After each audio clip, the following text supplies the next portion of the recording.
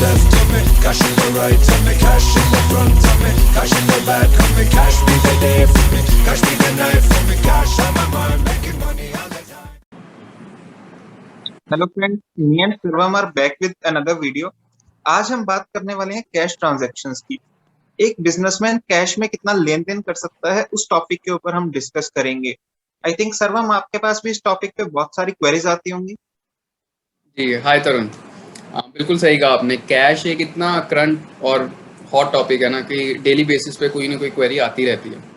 तो routine queries में आपको बताना चाहूँगा, जैसे कैश एक्सपेंडिचर के बारे में लोग पूछते हैं कि हम बिजनेस में कितना कैश एक्सपेंडिचर कर सकते हैं, देन कितनी हम कैश सेल्स कर सकते हैं, या लोन हम कितना कैश में ले सकते हैं या रीपे कर सकते हैं। तो ये काफ़ी रूटीन टॉपिक है जो हम डेली अपनी प्रैक्टिस में देखते रहते हैं। तो एक काम करते हैं, हम इनको वन बाय वन उठाते हैं और डिस्कस करते हैं। तो सबसे पहले हम शुरू करते हैं कैश एक्सपेंडिचर से।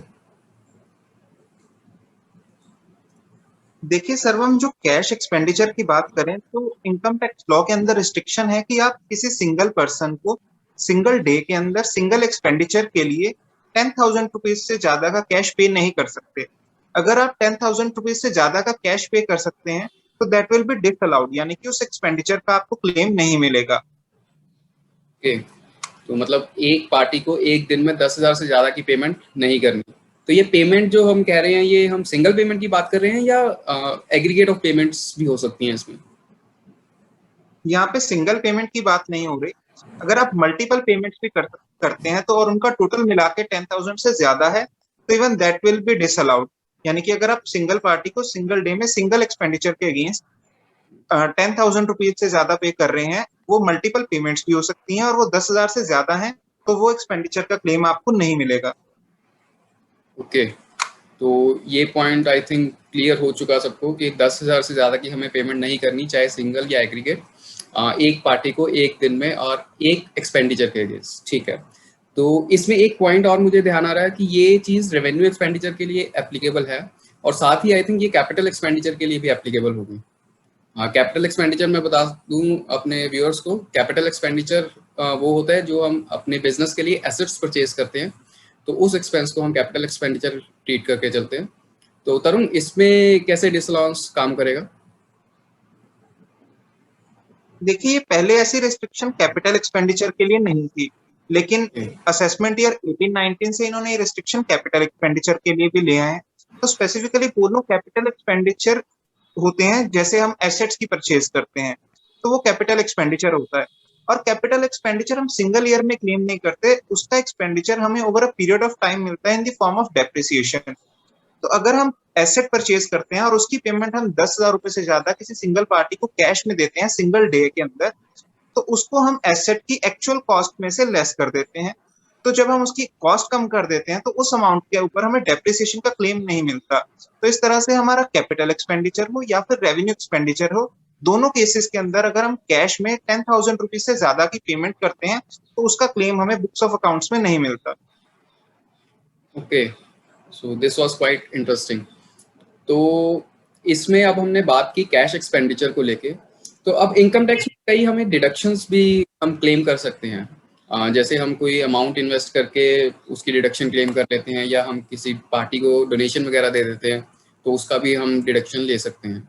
तो इन डिडक्शंस के लिए भी हमें कोई कैश रिस्ट्रिक्शन है कि हमें कैश में पेमेंट नहीं करनी, ऐसा भी कुछ लॉ में है?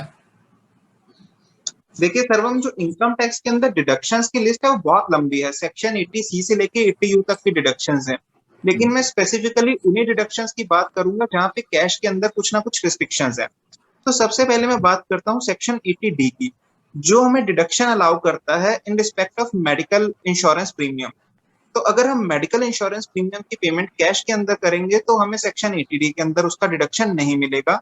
और सेक्शन 80D के अंदर प्रिवेंटिव हेल्थ चेकअप की भी डिडक्शन मिलती है, हालांकि वो अमाउंट अलाउड है अगर वो एक्सपेंडिचर कैश में भी होता है, अप टू 5,000 रुपीज।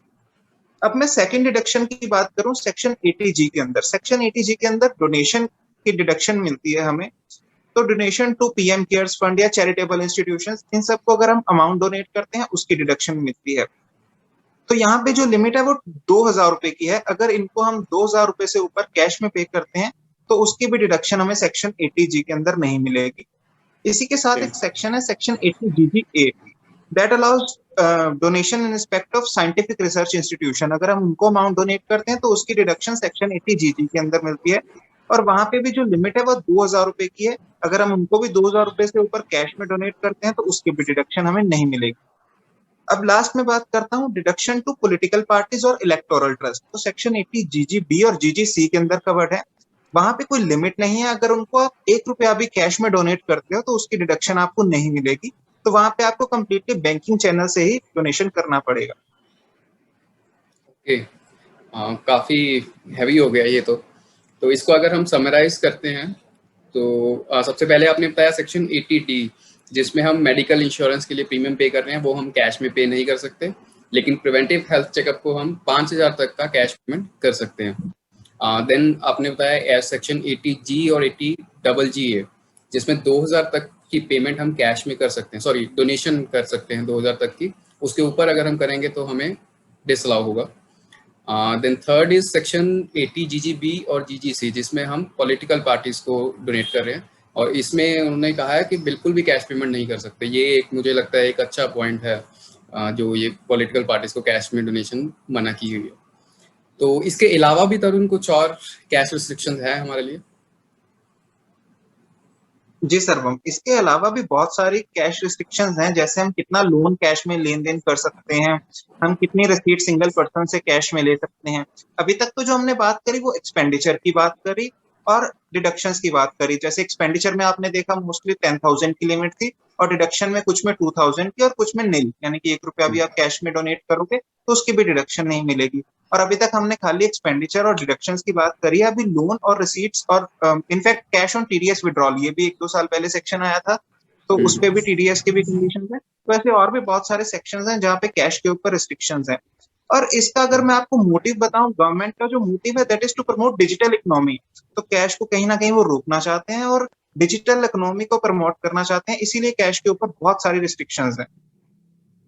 ओके, तो आई थिंक हमें आज का डिस्कशन को यहीं तक रखना चाहिए। तो नेक्स्ट वीडियो में हम जो पेंडिंग पॉइंट्स है वो डिस्कस करते हैं। तब तक के लिए take care and stay tuned.